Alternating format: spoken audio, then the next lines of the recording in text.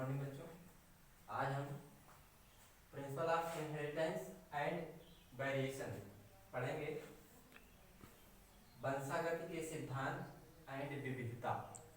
सर्वप्रथम पहले हम वंशागति की परिभाषा जानेंगे। वंशागति क्या है? जीवधारियों में पाए जाने वाले ऐसे लक्षण या गुण जो एक पीढ़ी से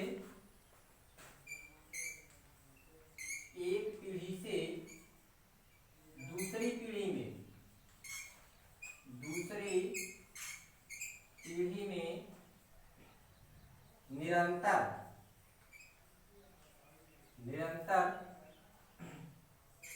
जाते हैं, उन्हें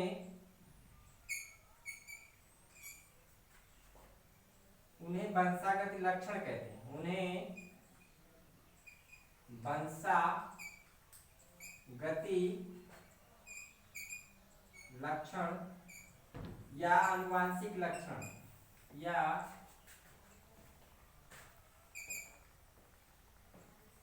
आनुवांशिक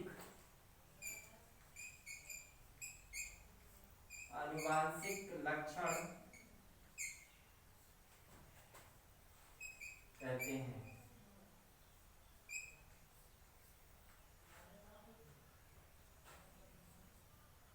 इनके जाने की क्रिया को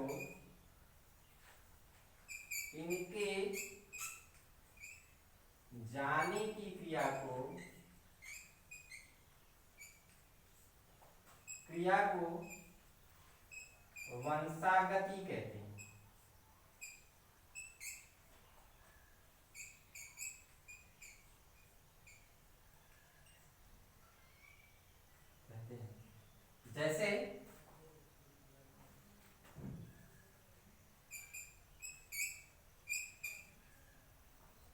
जैसे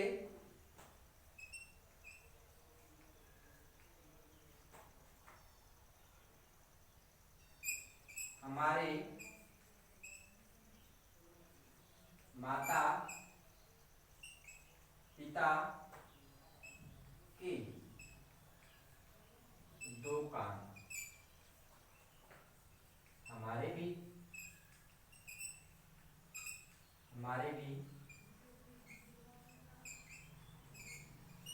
दो कान, ठीक है, एक नाक है, ठीक है।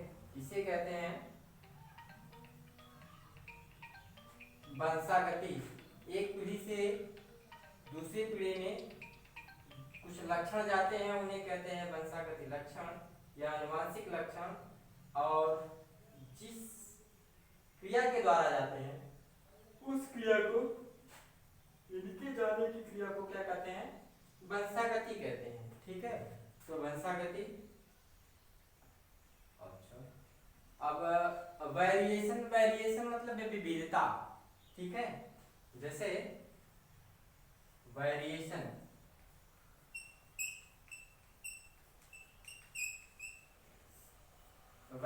मीन्स विविधता या भिन्नता। विविधता या भिन्नता,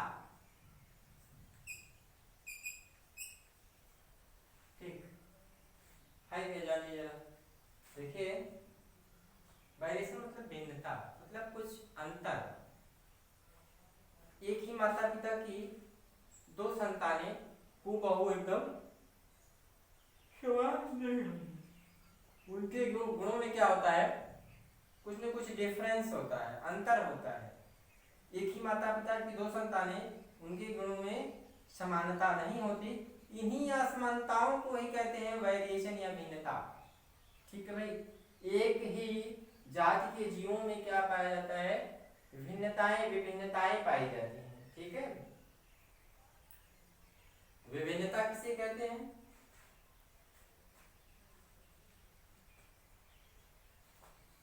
एक ही जाति के ऊपर होते हैं, एक ही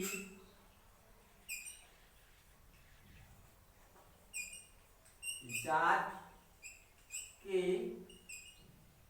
जीवों के लक्षणों में पाए जाने वाले लक्षणों में पाए जाने वाले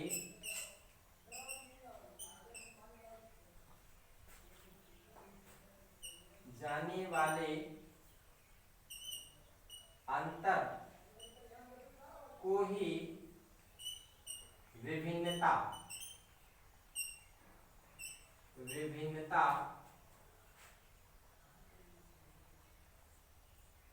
कहते हैं।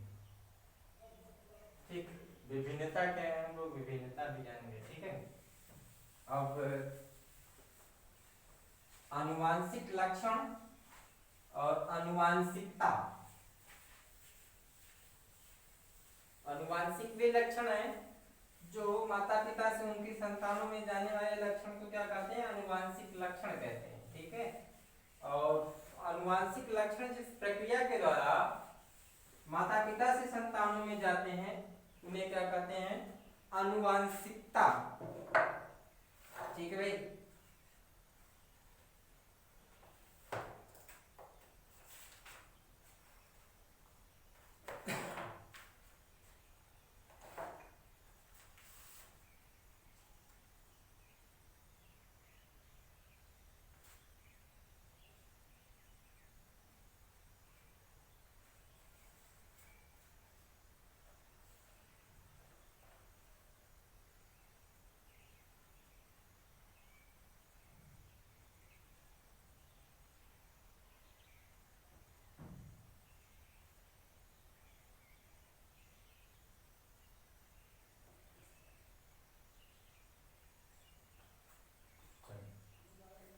देखिए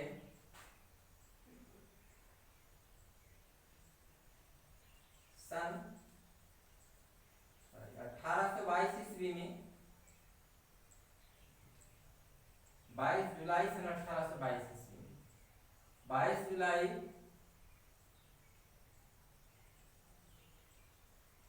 जुलाई सन 1822 ईस्वी में ऑस्ट्रिया के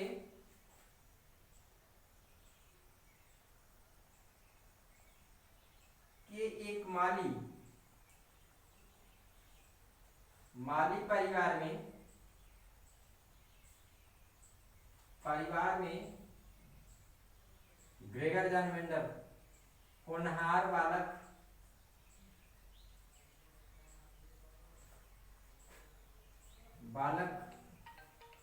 ग्रेगर जान मेंडल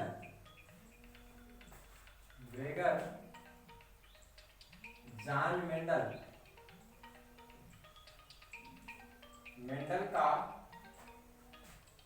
जन्म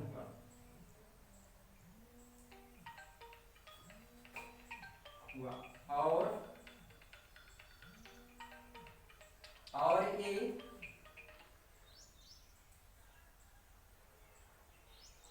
ब्रून के एक मठ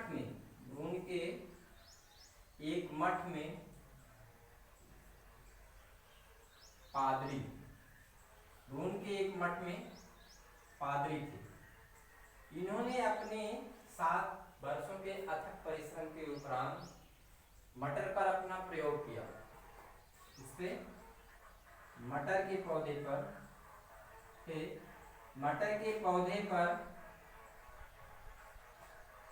पर प्रयोग करके क्या करते? प्रयोग करके कुछ निष्कर्ष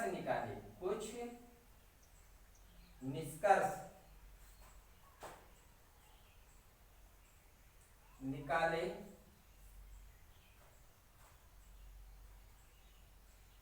जिसे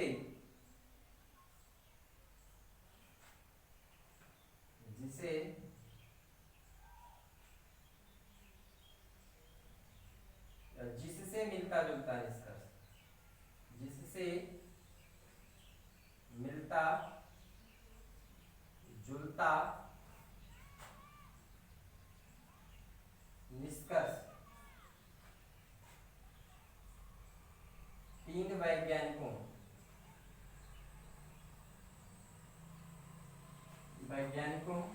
ने भी निकाला।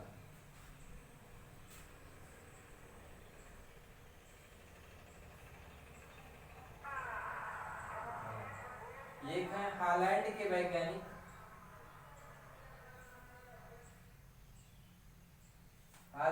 वैज्ञानिक ह्यूगो डे ब्रिज।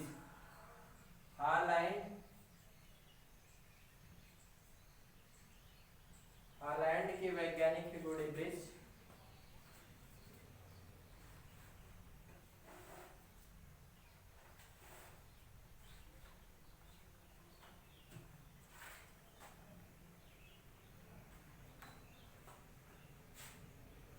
हालैंड के ह्यूगो डे ब्रिज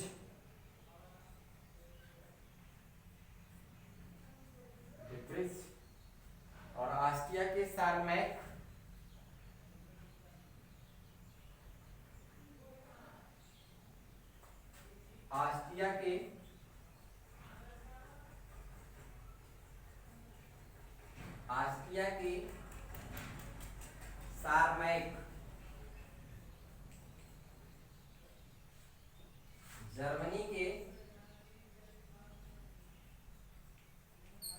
जर्मनी के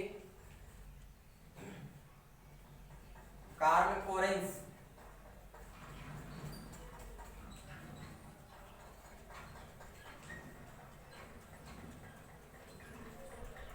ने 35 साल बाद, कितने बार? 35 वर्ष पश्चात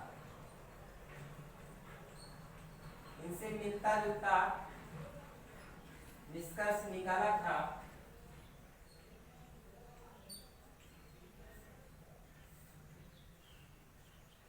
वर्ष पश्चात इन तीनों वैज्ञानिक ने मेंडल के ही सदृश, मेंडल के समान निष्कर्ष निकाला, जिसको आनुवांशिकता के सिद्धांत के नाम से जानते हैं। आनुवांशिकता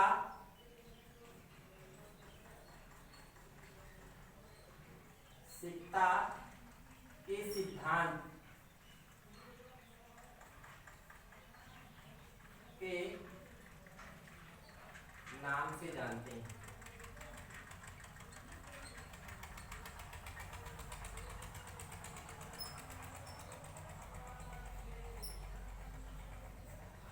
ठीक,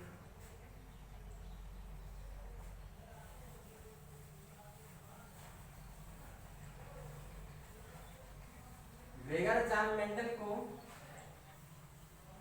father of genetics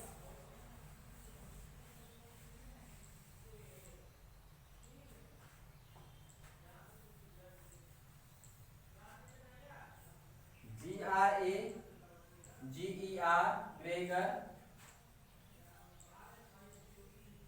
John Mendel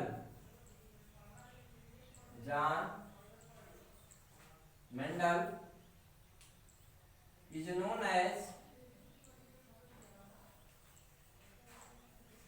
as KNOW and known as father of genetics, FATHER, father of genetics।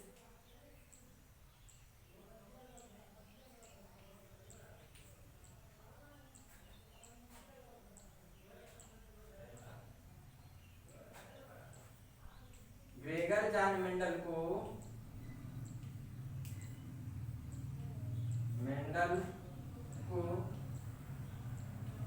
आनुवांशिकी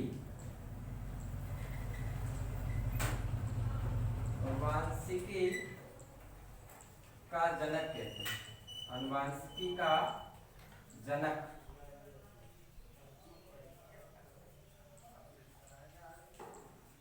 आनुवांशिकी का जनक कहते हैं। ठीक है। ग्रेगर जॉन मेंडल कौन थे? पूछा जाता है कभी कभी, ग्रेगर जॉन मेंडल को आनुवांशिकी का पिता कहते हैं। ग्रेगर जॉन मेंडल को आनुवांशिकी का पिता कहते हैं, जेनेटिक्स, फादर ऑफ जेनेटिक्स। ठीक है, तो कुछ टर्म हैं उनको हम आपको बताते हैं। ठीक है, भिन्न भिन्न बाद हैं, जैसे आनुवांशिकता का गुणसूत्रीवाद।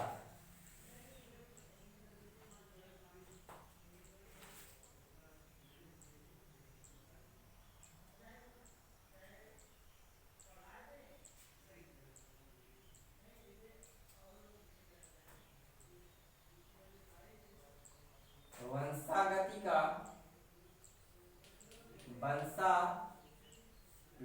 का गुणसूत्रवाद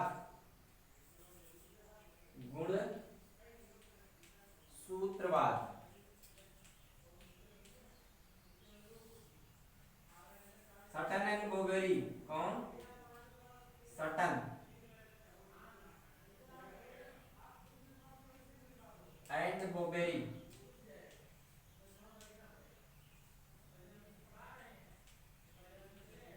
सटन एंड बोवेरी ने दिया था।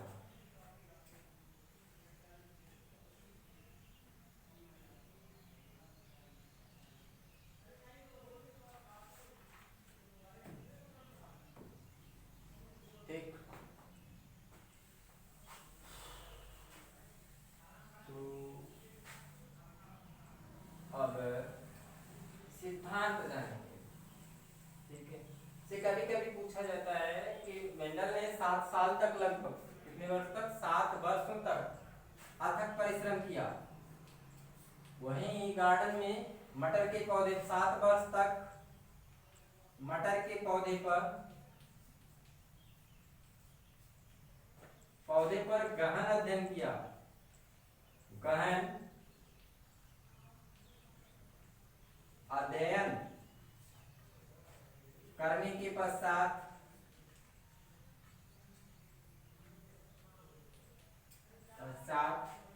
कुछ निष्कर्ष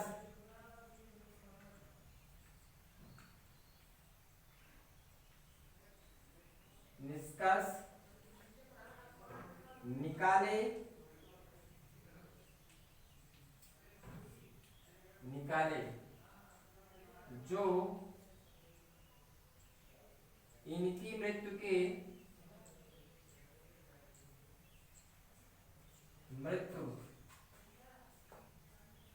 के 16 वर्ष पश्चात, कितने? 16 वर्ष पश्चात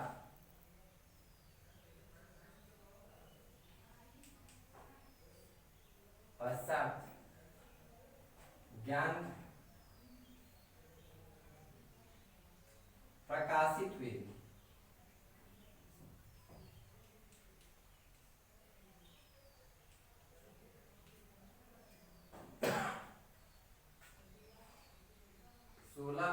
वर्ष पश्चात प्रचलन में आए। प्रकाशित तो बहुत पहले हुए थे, प्रचलन में आए। इन्हीं को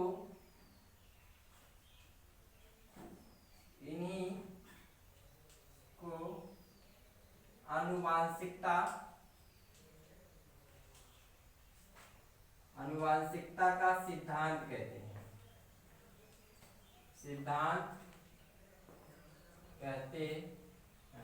आनुवांशिकता के 3 सिद्धांत हैं। पहला, लॉ ऑफ डोमिनेंस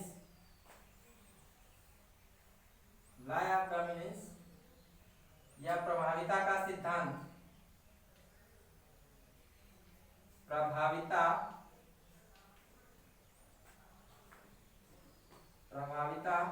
का सिद्धांत।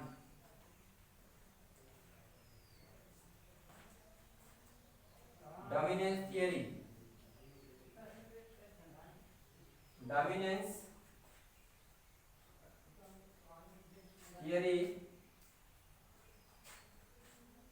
or law of dominance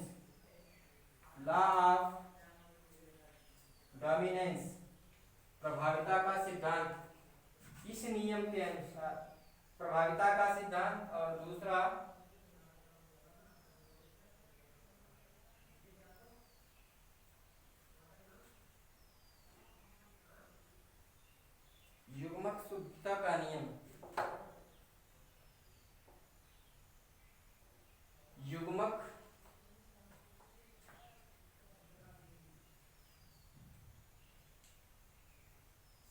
युग्मक शुद्धता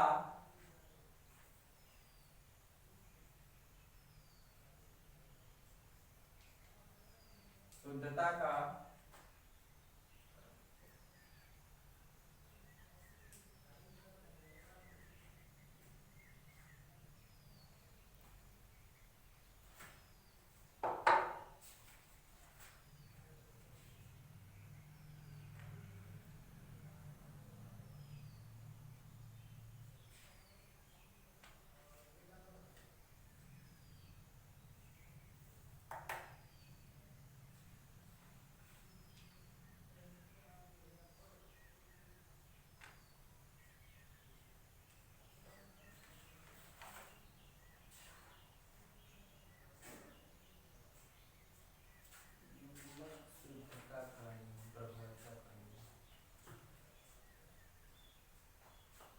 law of segregation या purity of gamete,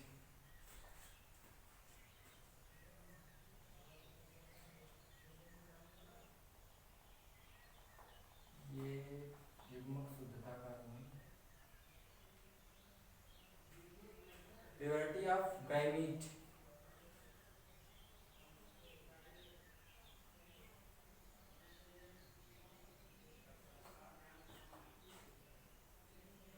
law of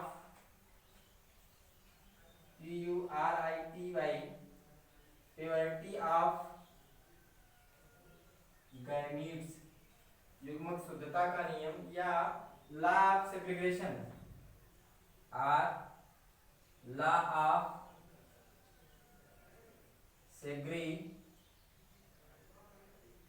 segregation, पृथक्कीकरण का नियम,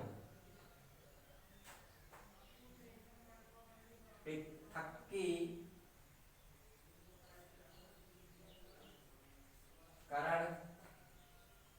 का नियम।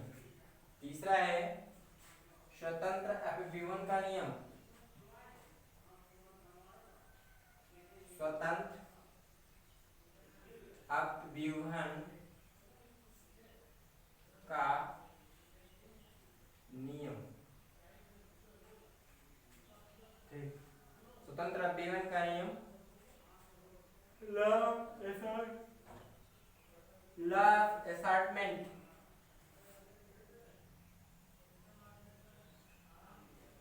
Law of independent assortment, law of independent dependent assortment, ये तीन सिद्धांत है या तीन नियम है जिनको मेंडल ने बताया था। ठीक है, पहला हम प्रभाविता का नियम जानेंगे। देखिए, इससे पहले प्रभाविता का नियम जानने से पहले हम थोड़ा सा ये जानेंगे कि मेंडल ने अपने प्रयोग के लिए मटर का पौधा क्यों चुना।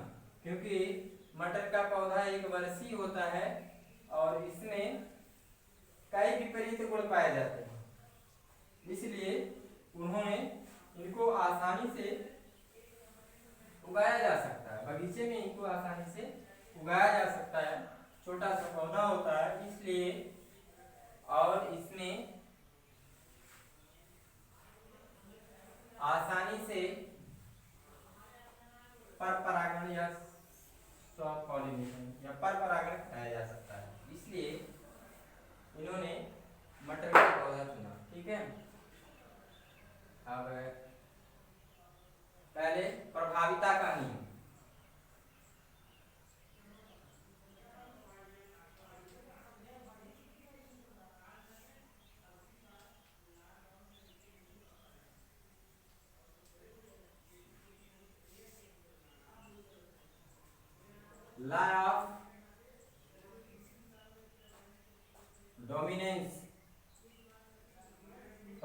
प्रभाविता का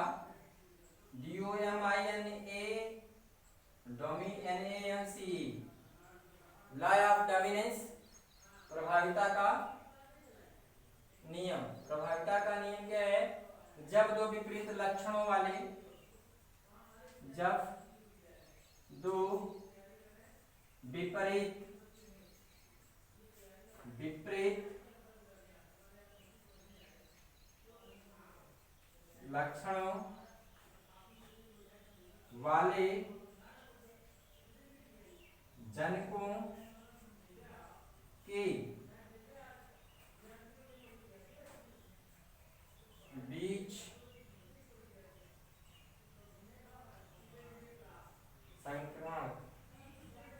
संकरण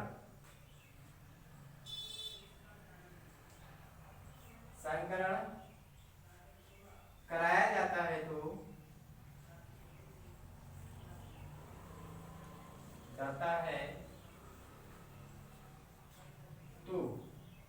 कराया जाता है तो प्रथम पीढ़ी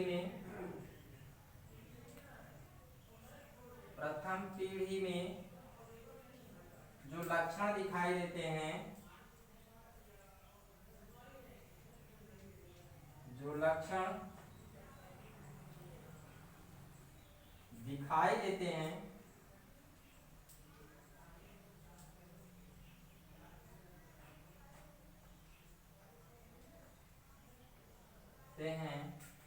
उन्हें प्रभावी लक्षण कहते हैं।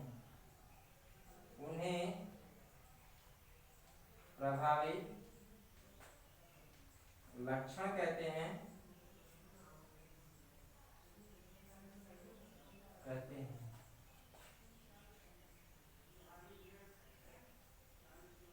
प्रथम पीढ़ी में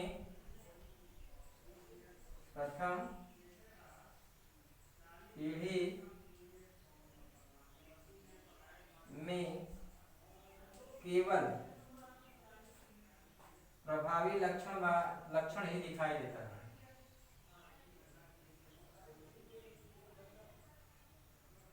केवल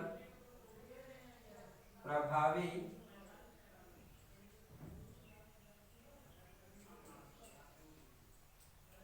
लक्षण ही दिखाई देता है।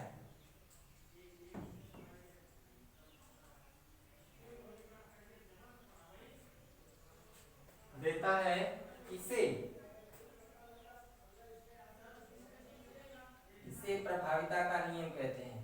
प्रभाविता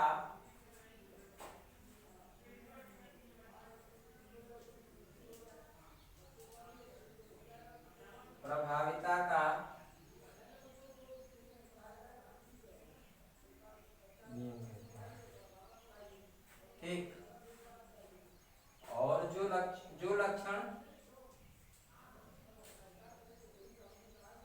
लक्षण प्रथम पीढ़ी में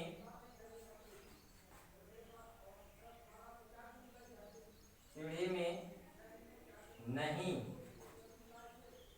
दिखाई देते, उन्हें अप्रभावी लक्षण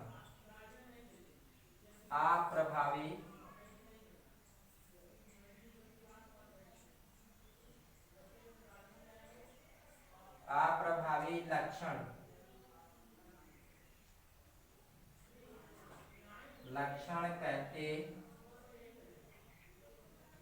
हैं। उन्हें अप्रभावी लक्षण कहते हैं। ठीक है। इसका उदाहरण देखिए। ठीक, जैसे ये जीनोटाइप लिख रहे हैं। जीनोटाइप, ठीक है। उनकी जेनिक संरचना को ही क्या कहते हैं? जीनोटाइप। कैपिटल टी फॉर टाल। टाल मीन्स लंबा। ठीक। Small T dwarf. Dot dot माने बौना। मेंडल साहब ने दो ऐसे पौधे लिए, उठे के पौधे, एक को लंबा और दूसरे को बौना, ठीक, और दोनों के बीच संक्रमण कराया, संकरण कराया, ठीक है। तो पहले तो इससे युग्मक बनते हैं, युग्मक गैमेटोजेनेसिस होती है, यहाँ कैपिटल टी, यहाँ कैपिटल टी, गुणसूत्रों की संख्या क्या होती है, आधी होती है। गैमेटोजेनेसिस इसे कहते हैं युग्मक जनन, युग्मक युग्मक जनन के द्वारा युग्मक बनते हैं, ठीक है। और जिन युग्मकों की एक तुक्के के दो ही प्रकार के युग्मक बनते हैं, कैपिटल टी और स्मॉल टी, इन दोनों का क्या होता है, संयुग्मन होता है। इसे कहते हैं फर्टिलाइजेशन, निषेचन। दोनों के बीच परागण कराया जाता है, इसे निषेचन कहते हैं, और इसे कहते हैं युग्मक। जब दो युग्मक परस्पर मिलते हैं तो उसे क्या कहते हैं, निषेचन कहते हैं। और ये टी स्मॉल टी, जब इसको देखा जाता है कि बनता है लंबा, वो भी संकर लंबा, ऐसा नहीं इसमें बौने का गुण नहीं है, बौने का भी गुण है परंतु दिखाई नहीं देता, संकर लंबा, ठीक है। ये प्रथम पीढ़ी में जब दो भिन्न भिन्न विपरीत लक्षण वाले, एक बौना एक लंबा, जो भिन्न भिन्न विपरीत लक्षण वाले जनकों के बीच परस्पर संकरण कराया जाता है तो प्रथम पीढ़ी में संकर लंबा बनता है, या प्रभावी लक्षण वाले ही गुण दिखाए, ठीक है। आगे एक और वैज्ञानिक थे,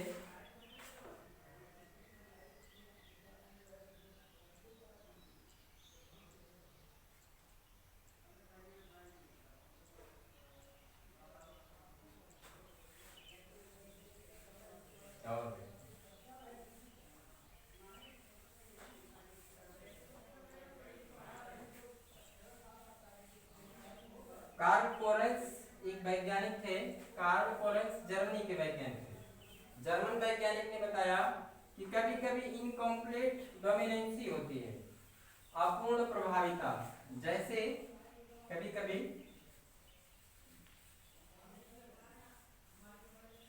सफेद गाय और काली बछड़े के बीच संकरण कराया जाता है तो उसकी संतानें चितकबर होती हैं, मतलब दोनों का मिला जुला, ठीक, इसे कहते हैं incomplete dominancy. INCOMPLET, incomplete dominancy, DOMINANCE, incomplete dominancy या इनकम्प्लीट डोमिनेंस, अपूर्ण प्रभाविता, अपूर्ण प्रभाविता। एक जर्मन वैज्ञानिक ने इसकी खोज की थी, जर्मन वैज्ञानिक कार्ल पोरेंस,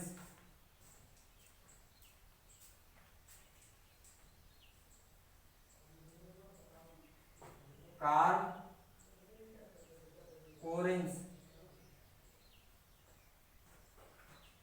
कार्ल पोरेंस ने खोज की थी एक जलीय पौधा है जिसे मिराबिलिस जल्पा,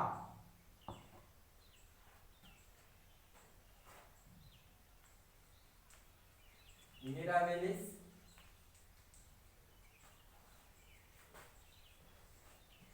जल्पा, ठीक, 35 मिनट हो गए, 2 मिनट में बस एक सेकंड। मिराबिलिस जल्पा, इसमें अगर R for red, R red, red माने लाल, और small R white, WHITE, white मतलब सफेद। जब लाल और सफेद मिराबिलिस जल्पा के पौधे के साथ परस्पर संकरण कराया जाता है तो प्रथम पीढ़ी में जो संतान उत्पन्न होती है वो आर होती है, और ये गुलाबी होती है, पिंक गुलाबी। इसे कहते हैं अपूर्ण प्रभाविता, इनकम्प्लीट डोमिनेंसी। ठीक है, आज इतना ही, शेष अगले दिन।